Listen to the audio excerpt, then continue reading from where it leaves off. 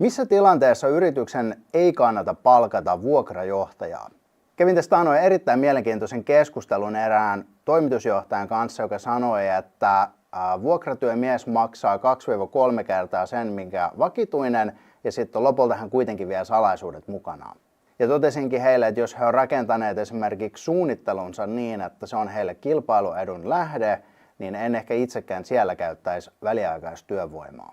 Mutta entä sitten johtajien kohdalla?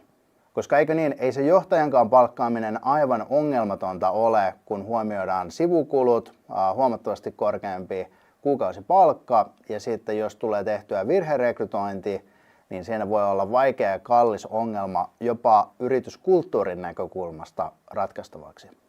Tällaisesta väliaikaisjohtajuudesta on kovaa vauhtia tulossa aika iso ilmiö, niin olisi mielenkiintoista kuulla, että miten mieltä itse olet, missä hommissa tällaista interimjohtajaa mielestäsi kannattaa käyttää ja missä hommissa taas ei.